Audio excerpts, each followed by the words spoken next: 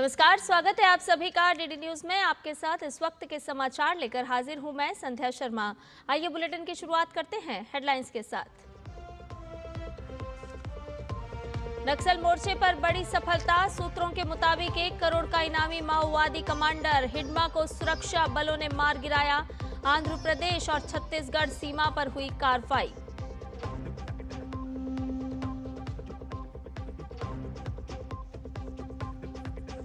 अल फलाह university से जुड़े 25 ठिकानों पर ईडी की रेड। दिल्ली, यूपी समेत 4 राज्यों में छापे। दिल्ली लाल किला ब्लास्ट से जुड़े हैं तार। कश्मीर के 3 जिलों में भी छापे जारी।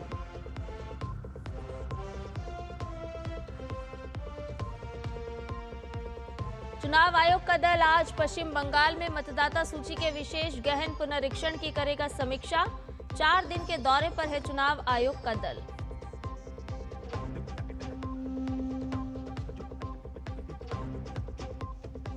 ब्राजील में चल रहे COP30 में पर्यावरण मंत्री भूपेंद्र यादव ने कहा, भारत दिसंबर तक 2035 के लिए संशोधित राष्ट्रीय स्तर योगदान की करेगा घोषणा।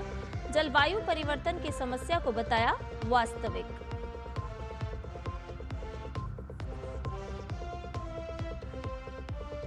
बांग्लादेश में शेख हसीना की मौत की सजा के खिलाफ अवामी लीग का देशव्यापी बंद आज। संयुक्त राष्ट्र मानवाधिकार कार्यालय ने जताया खेद, कहा यूएन इस मुकदमे की प्रक्रिया का हिस्सा नहीं।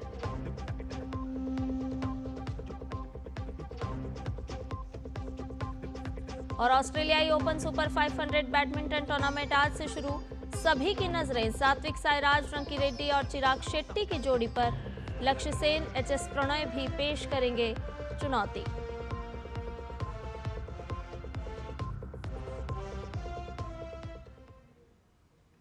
और बुलेटिन की शुरुआत कर रहे हैं इस वक्त की सबसे बड़ी खबर के साथ। जी हां, नक्सल मोर्चे पर बड़ी सफलता हासिल हुई है। सुरक्षा बलों को माओवादी कमांडर हिडमा को ढेर कर दिया गया है। इस वक्त की एक बड़ी खबर आ रही है, जहां माओवादी कमांडर हिडमा को ढेर किया गया है सुरक्षा बलों के द्वारा।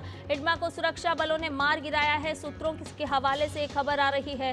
आंध्र प्रदेश में हिडमा समेत 6 नक्सलियों को ढेर करने की भी खबर सामने आ रही है। तो इस वक्त एक बड़ी कार्रवाई से जुड़ी हुई खबर। आंध्र प्रदेश में हिडमा समेत 6 नक्सलियों को ढेर किए जाने की खबर। हिडमा पर 1 करोड़ रुपए का इनाम घोषित था। आपको ये भी बता दें तो लगातार सुरक्षा बल जिस तरह से कार्रवाई कर रहे हैं नक्सलियों को ढेर करने के लिए, इस लाल आतंक को खत्म करने के लिए सुरक्षा बलों के द्वारा लगातार कार्रवाई को अंजाम दिया जा रहा है। और इसी कड़ी में एक बड़ी कार्रवाई, जहां माओवादी कमांडर हिडमा को ढेर किया गया है। सुरक्षा बलों ने इसे मार गिराया है। सूत्रों के हवाले से एक खबर भी सामने आ रही है, जहां आंध्र प्रदेश में हिडमा समेत 6 नक्सलियों को ढेर किया गया है। यानी कि सिर्फ माओवादी कमांडर नहीं, बल्कि उनके साथ 6 लोगों को भी ढेर किया गया है। तो सुरक्षा बलों की एक ये बड़ी कार्रवाई, जहां आपको बता दें कि आंध्र प्रदेश में हिडमा समेत 6 नक्सलियों को ढेर किया गया है। तो लगातार माओवादियों के खिलाफ, नक्सलवाद के खिलाफ सुरक्षा बलों के द्वारा कार्रवाई की जा रही है।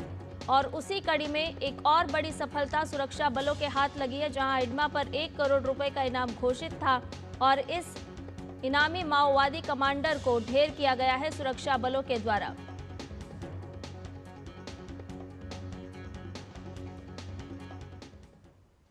और इस पूरी खबर पर ज्यादा अपडेट के साथ रायपुर से हमारे सहयोगी संवाददाता सोमेश पटेल हमारे साथ जुड़ गए। सोमेश, क्या कुछ अपडेट इस वक्त तक आप देंगे? हम देख रहे हैं लगातार माओवाद को खत्म करने के लिए, नक्सलवाद को खत्म करने के लिए सुरक्षा बल की तरफ से कार्रवाई को अंजाम दिया जा रहा है और उसी में माओवादी कमांडर को ढेर किया गया है। 1 करोड़ का इस पर इनाम भी था।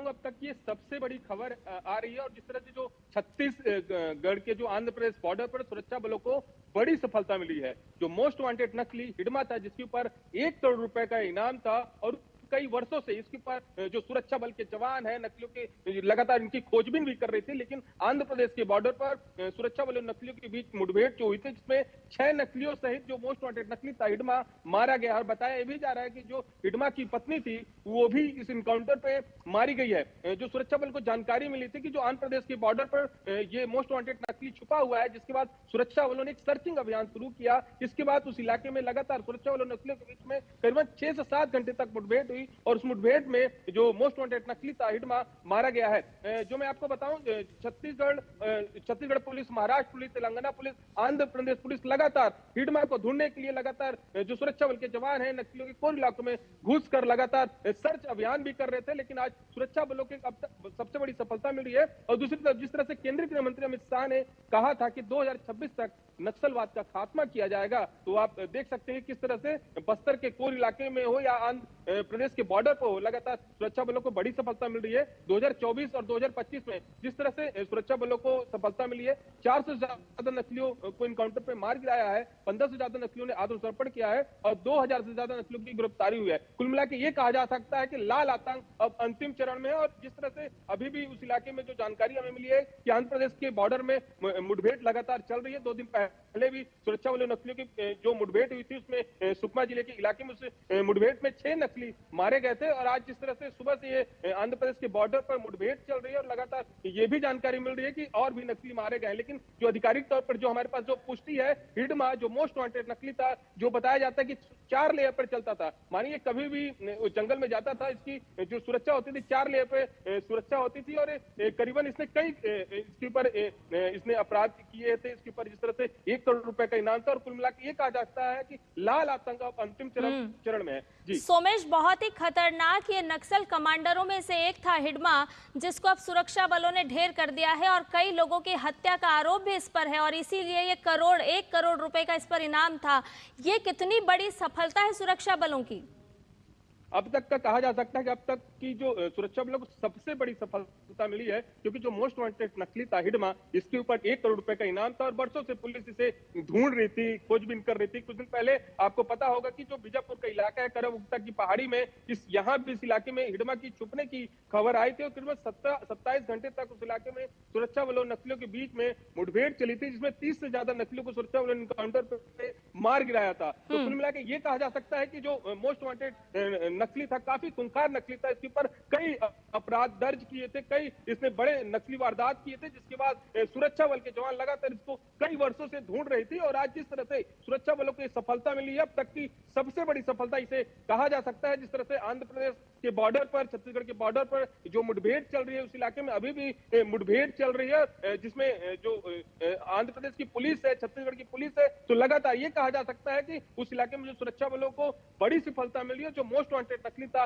हिडमा, इसके ऊपर 1 करोड़ रुपए का इनाम था। आज कहा जा सकता है कि जो मोस्ट वांटेड नक्सली इनकाउंटर पे मारा गया है। जी, ये संयुक्त अभियान आंध्र प्रदेश और छत्तीसगढ़ के द्वारा सुरक्षा बलों के द्वारा चलाया गया है। इसके अलावा क्या और भी कहीं पर संयुक्त ऑपरेशन चलाया जा रहा है? सर्चिंग ऑपरेशन जारी है अभी भी?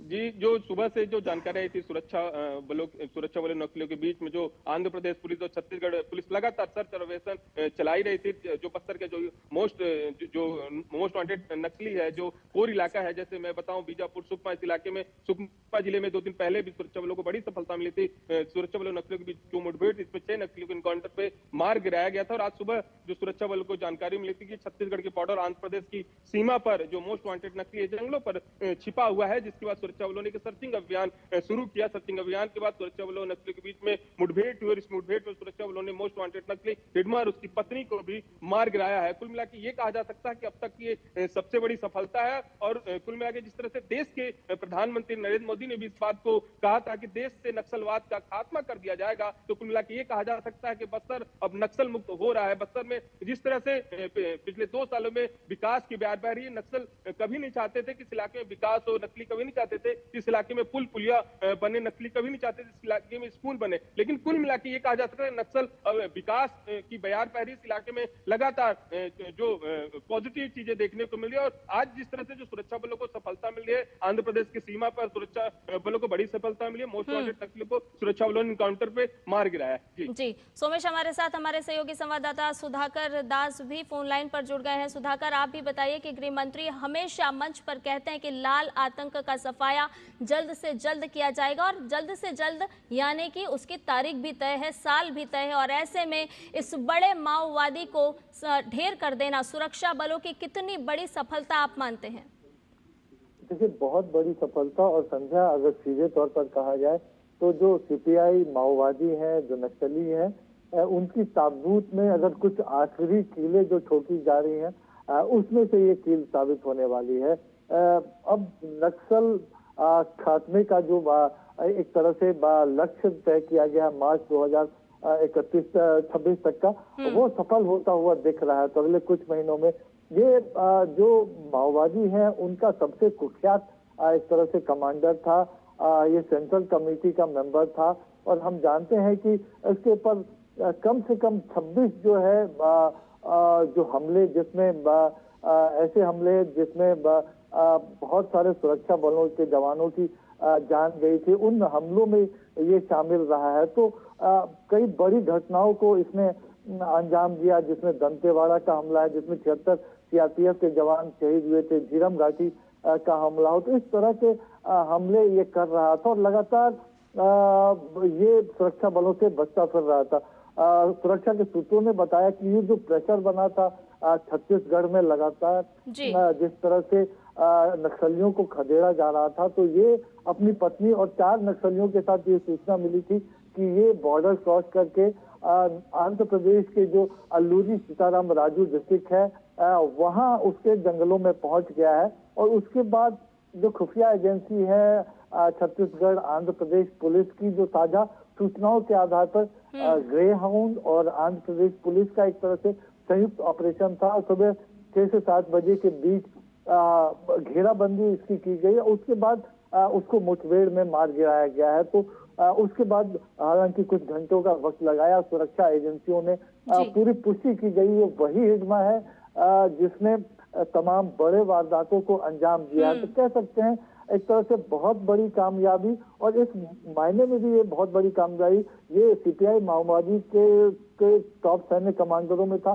सिर्फ इतना ही नहीं है, हम जानते हैं ये दंडकारण्य स्पेशल जोन कमेटी उसका ये पूरा नेतृत्व कर रहा था। इस तरह से ये जो ऑपरेशनल कोऑर्डिनेशन था पूरा, ये खासतौर से छत्तीसगढ़ सीमा जो चाहे महाराष्ट्र से लगती हो या आंध्र प्रदेश से, वहां का ये पूरा कोऑर्डिनेशन देख रहा था। तो ये पूरा जो बड़ा आघात पहुंचेगा नक्सलियों के अभियान में, और एक बहुत बड़ी सफलता के तौर पर, और ये सुरक्षा बलों का सिर्फ मोराल ही नहीं बढ़ाएगा, लेकिन जो एक तरह से गोरिल्ला वॉरफेयर जिसको आप कह सकते हैं, जिसमें माओवादियों को महारत थी, उस पर भी एक बहुत बड़ी चोट इसकी वजह से पहुंचने वाली है। और जो एक लीडरशिप वैक्यूम हम जानते हैं, आपको याद होगा कि इसकी शुरुआत हम देख रहे थे कि अबूझमाड़ में जब मई में केशव राव को मार गिराया गया था, उसके बाद भास्कर राव हो, सुधाकर हो, इस तरह के जो कई बड़े जो सेंट्रल कमेटी के मेंबर थे,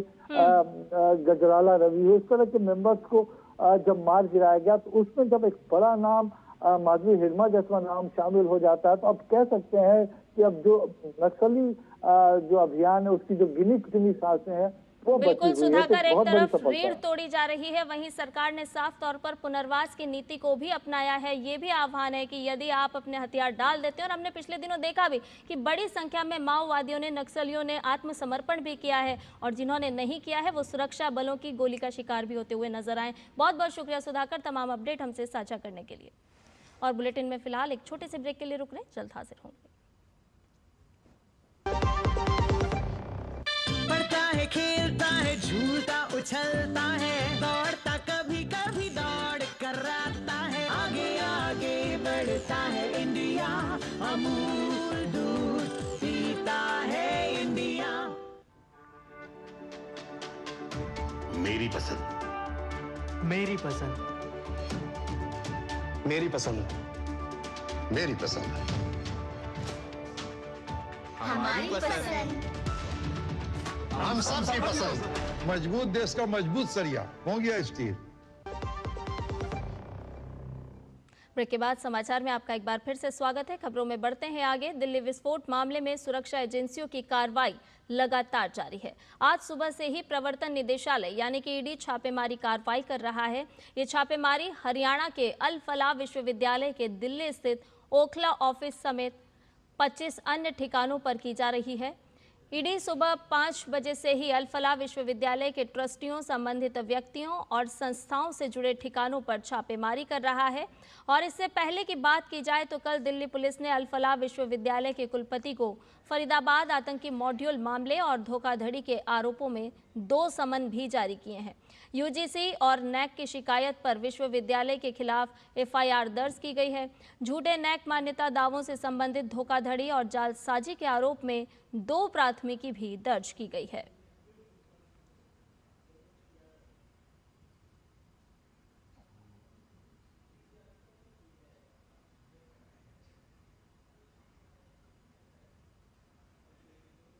आज पुरस्कार प्राप्त करने वाले और विज्ञान भवन में इस समय राष्ट्रपति द्रौपदी मुर्मू संबोधित कर रही हैं। सीधा रुख करते हैं।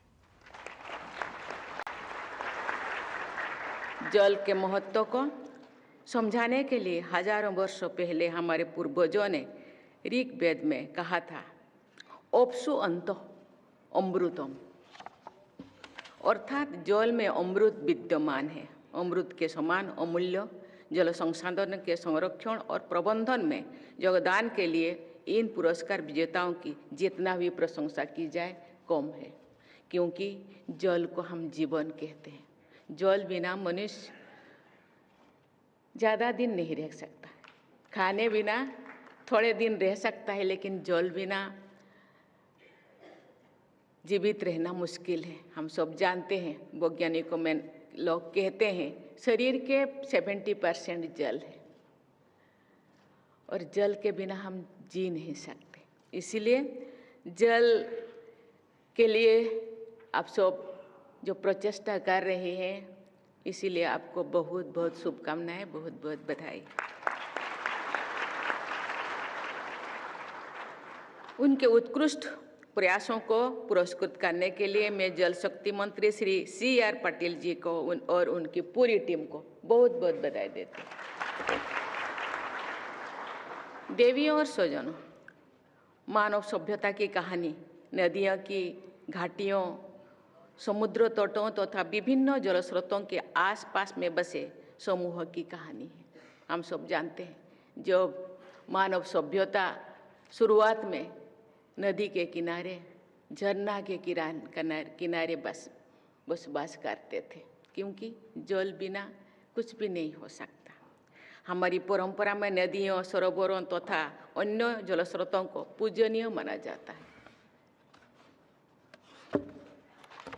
7 नवंबर से पूरे देश में हमारी राष्ट्रगीत वंदे मातरम की रचना के 150 वर्ष संपूर्ण होने के उपलक्ष्य में स्मरण उत्सव मनाया जा रहा है।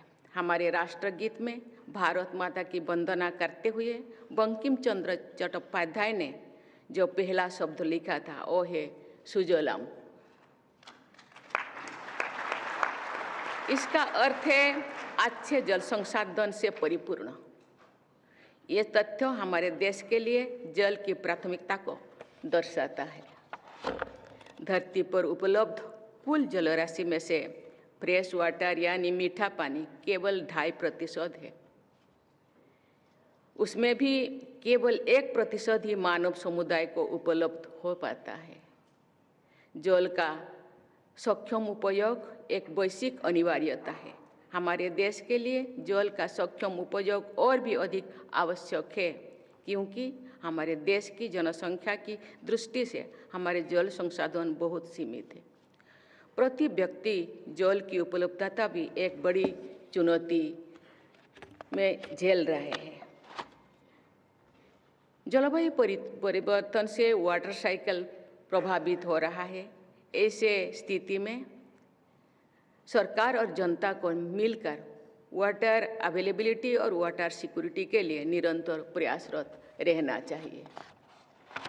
भूजल के स्तर को बनाए रखना बहुत महत्वपूर्ण है। मुझे ये जानकर प्रसन्नता हुई है कि पिछले वर्ष शुरू किए गए जल संचय जन भागीदारी कार्यक्रम के तहत 34 लाख से अधिक, आज तो 35 लाख बताया गया है, अधिक ग्राउंड वाटर रिचार्ज स्ट्रक्चर्स का निर्माण किया जा चुका है। सर्कुलर वाटर इकोनॉमी की प्रणालियों को अपनाकर सभी इंडस्ट्रीज तथा अन्य स्टेक होल्डर्स जल संसाधन का प्रभावी उपयोग कर सकते हैं। वाटर ट्रीटमेंट तथा रिसर्कुलेशन के साथ साथ कई इंडस्ट्रियल यूनिट्स ने जीरो फ्लूइड डिस्चार्ज का लक्ष्य हासिल किया है। मैं उनको धन्यवाद देना चाहती हूँ। ऐसे प्रयास जल संसाधन और जल संरक्षण के लिए उपयोगी है। हमारे देश में जल का 80% उपयोग कृषि क्षेत्रों में होता है। इसीलिए कृषि क्षेत्र में जल के सक्षम उपयोग पर सबसे अधिक जोर देने की आवश्यकता है। निरंतर इनोवेशंस करते रहने की आवश्यकता है। देवियों और स्वजनों, लगभग 2300 वर्ष पहले कौटिल्य ने अर्थशास्त्र नामक अर्थ ग्रंथ लिखे थे। 10 परिवारों से सामूहिक उपयोग के लिए एक कुआं उपलब्ध होना चाहिए। लोगों को जल उपलब्ध कराना प्राचीन काल से ही हमारी प्राथमिकता रही है। नागरिकों को जल उपलब्ध कराने के लिए पहले जो महत्व कुएं का होता था, अब टैप वाटर का वही महत्व है। वर्ष 2019 में नल से जल की सुविधा से युक्त ग्रामीण घरों की संख्या 17% से भी कम हुआ करता था। मुझे ये जानकर प्रसन्नता हुई है कि पिछले 6 वर्ष के दौरान नल से जल की सुविधा वाले ग्रामीण घरों की संख्या 81% तक पहुंच गए। ये बदलाव जल जीवन मिशन के तहत चलाए जा रहे हर घर जल अभियान से संभव हो चुका है। विश्व के सबसे बड़े इस पेयजल अभियान का सबसे अधिक लाभ ग्रामीणों बहन बेटियों को मिला है। एक आकलन के अनुसार देश में लगभग 9 करोड़ ग्रामीण महिलाओं को बाहर से घर तक पानी लाने की रोज की समस्या से मुक्ति मिल चुका है। हमारे ग्रामीणों बहन बेटियों उस समय जिस समय और ऊर्जा पानी लाने में देते थे, अब खेती या अन्य उपयोगी कार्यों में लगा सकती है। जल का संचय करने और उसका उपयोग करने के विषय में एक उदाहरण मुझे अच्छा लगता है। आज माननीय प्रधानमंत्री भी उसको उल्लेख किए हैं। जैसे कि बैंक से पैसा निकालकर उसका उपयोग करने से पहले ये जरूरी होता है बैंक में पैसा जमा करना है। ठीक उसी प्रकार जो समुदाय पहले जल का संचय करता है, वही समुदाय बाद में जल का उपयोग कर पाता है। इसीलिए जल संचय करना जरूरी होता है। जैसे जलवायु परिवर्तन होता है, जहाँ ज़्यादा बारिश होता है, कहीं पे कम बारिश, कहीं बारिश नहीं होता है। इसलिए जल का संचय करना अनिवार्य हो जाता है। इसलिए केवल व्यक्ति नहीं, संस्थाएं भी ये काम कर रहे हैं और आगे भी काम करना चाहिए। इसीलिए मैं उसको आग्रह करती हूँ, ये जो काम जिंदगी भर जारी रखना चाहिए। सीमित आय का समझदारी से संचय और उपयोग करने वाले परिवार आर्थिक संकट से बचे रहते हैं। ऐसे ही जल संसाधनों का समुचित संचय करने वाले समुदाय जल संकट से हमेशा बचे रहेंगे।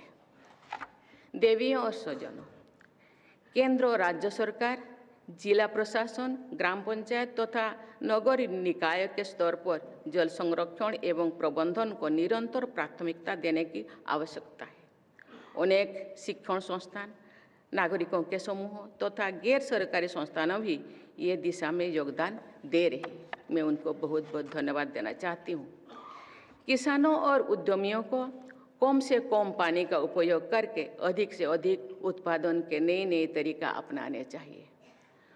उत्साह के साथ व्यक्तिगत योगदान देने वाले प्रबुद्ध नागरिकों भी वाटर प्रॉस्पेरिटी वैल्यू चेन के महत्वपूर्ण स्टेक होल्डर हैं।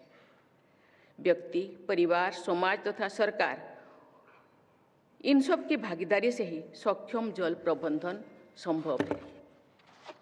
जल का उपयोग करते समय सबको ये ध्यान रखना चाहिए कि हम अत्यंत मूल्यवान संपत्ति का उपयोग कर रहे हैं।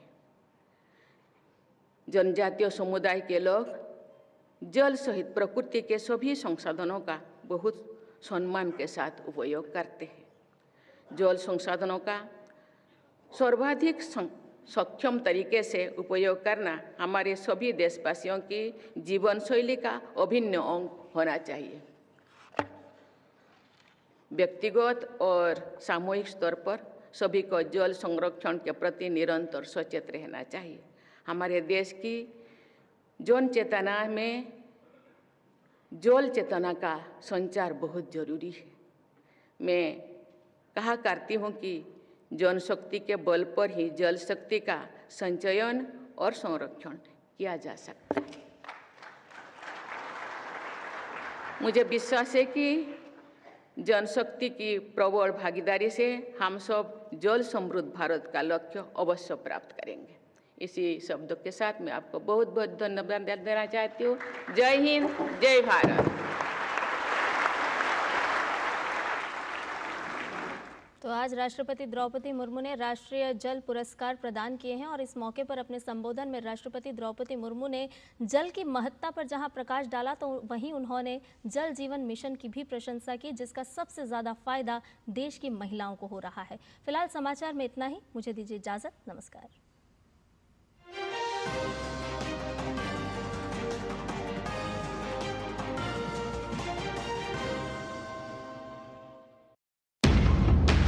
झूठ से भी खतरनाक होता है अधूरा सच, और वैसे ही खतरनाक होती है